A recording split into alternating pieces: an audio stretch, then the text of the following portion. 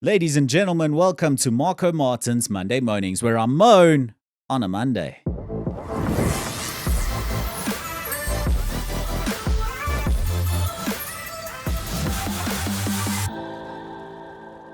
Welcome back to Monday Moanings. I've been away for a while, and it might be because of a little David Lynch quote that said that negativity is a form of mind control that allows depression to control the mind.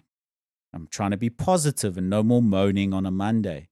And now I'm back to Monday Moanings, but we're not going to moan. It's Christmas time, and everyone tells you during Christmas time to be thankful. It's a time of gratitude. Be thankful for the things you have, for your family, for your career. Have some gratitude for the life you live and all the things you have in your life. As soon as people say that, I say, fuck you. Fuck you. You don't tell me when to be thankful and grateful. I want to be negative during December. I'll be thankful in March when you're a moaning baby. That is the problem with society today, is everyone telling you when to be grateful and thankful for when. I will choose when to be thankful. You be thankful whenever you want. I don't care. You be grateful whenever you want. I don't care. But right now, I'm going to moan.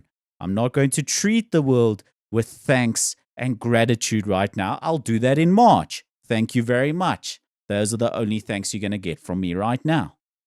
And of course, it's Christmas time. So what's going to happen is across all the shopping centers throughout South Africa, there's going to be certain rotund individuals who are going to fall over in creative ways in an attempt to sue the shopping malls. And all I can say about that is, if you're going to fall over in a shopping center and try sue them for some money because you fell over because it's their fault, do it convincingly. Do it convincingly. Otherwise, you're just falling over on the internet. You're just going to be on the internet. If they can prove that you did it on purpose and they're not going to give you any money, now you're just a big person falling over on the internet, which is fun. And we're grateful for that. Once again, another thing to be grateful for. We've got a little grateful counter here. Ding, ding.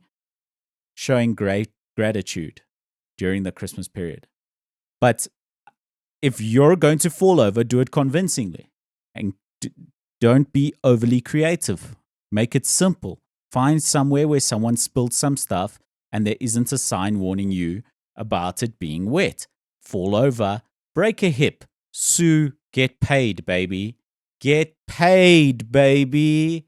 Settle out of court. Whatever they offer you, just take it. Don't go into a whole battle and stuff, because then you're going to lose. Just settle out of court. Get rich. Get made. Get to Cape Town. Have a good holiday. You know what I'm saying? Another thing that happens a lot during Christmas time is that you have to figure out who gets Christmas gifts and who doesn't get Christmas gifts.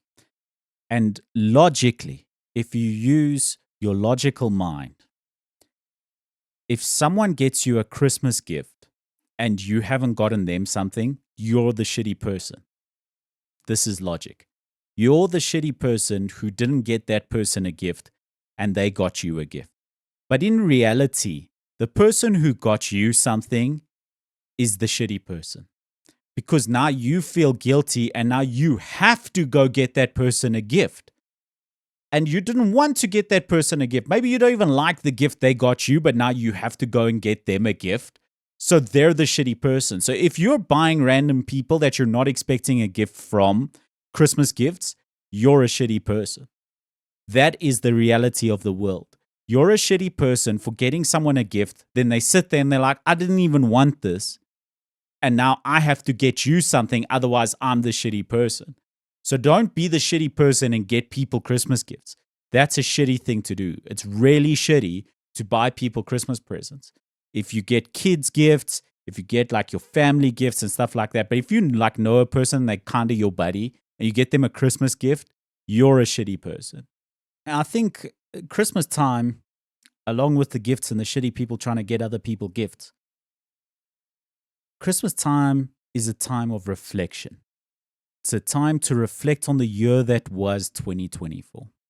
The crazy, wild, ever-changing world of 2024. There's an orange man going back into office in the United States. There's a government of national unity. 2024 was a crazy year. And woke ideology continues to strive and thrive in the world today. And I am a perpetuator of exactly this myself. I realized this last week thinking about cannibalistic tribes out in remote locations around the planet, often isolated on little islands, small tribes of villager type people, if not even more primitive than that. It's literally tribes of people, some of whom practice cannibalism, which is supposed to be disgusting. And you're supposed to have such disdain and disgust for the native people of some isolated tribe somewhere. But you end up accepting their culture, even though their culture is eating other human beings. You're less disgusted with them and more disgusted with yourself that you can't pronounce the name of their tribe and the island that they're from. That is racism and bigotry. And you live in a state of disgust that you are not showing the correct respect to people who eat other human beings. That is the world that we live in today.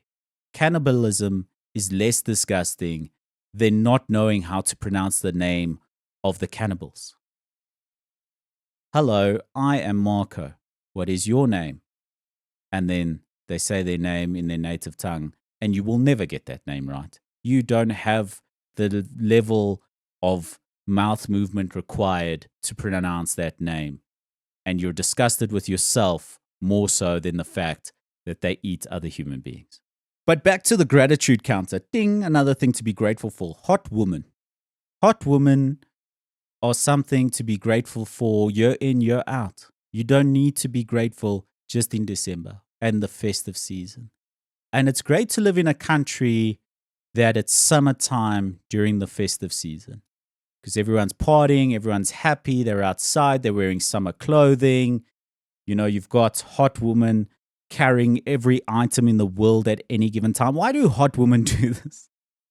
You always see a hot woman trying to get into a car with like a big beach bag type bag, a handbag, an iced coffee, a dog, a series of keys and their phone and the car keys and 3 hats stacked on top of each other, wearing gym tights, right? Like wearing tights, sneakers, 5 bags, a dog, an iced coffee, a cell phone, keys, trying to get into a car, and then just packs everything onto the passenger seats. This is such a hot girl thing. Why do hot girls do that? Hot girls carry far too many things. It's like they're the Mortal Kombat guy with a bunch of arms. What's his name? It's Goro or something. Goro from Mortal Kombat. Every hot woman is Goro from Mortal Kombat. They got like 4 arms to carry far too many things all of the time. Men try to carry as few things as possible because we get made fun of if we have a bag. If you have a bag as a guy that's not a laptop bag or a backpack, which is hugely inconvenient to have stuff on your back and then you have to get something out like a wallet or whatever. We just have bulky pockets with protruding vapes and wallets and phones everywhere and keys. That's how men work. Just because we'd be made fun of if we had a bag. If you have like a satchel or something, it's so convenient, man. But you're going to get made fun of. You're going to get made fun of. That's the way of the world. I think that women's self-esteem is something else that keeps growing, right? As the patriarchal society, we're talking about hot women who are doing all these things, these hot independent women that just don't need a man to carry their 1,000,001 bags and their dog and their iced coffee and their phone and their keys. They don't need a man for any of that. They can do it themselves.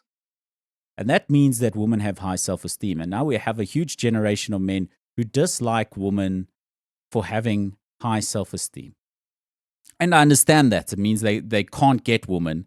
And if women's self-esteem is too high, then they still can't get women.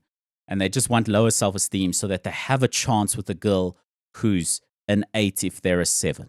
Like if you're a 7, self-esteem is what gets you an 8. If she was kind of chunky in high school and now she's hot, you can get an 8 because that self-esteem hasn't recovered. And normally and logically, you think that's a good thing. but it's not. Low self-esteem gets in the way of every threesome around the world. If you've ever wanted to have a threesome and you're hooking up with a girl with a high self-esteem, then you can get a threesome because she's not worried about if you're going to pay more attention to the other girl. A woman with a low self-esteem is worried that you're going to pay too much attention to the other girl. Bam, threesome gone.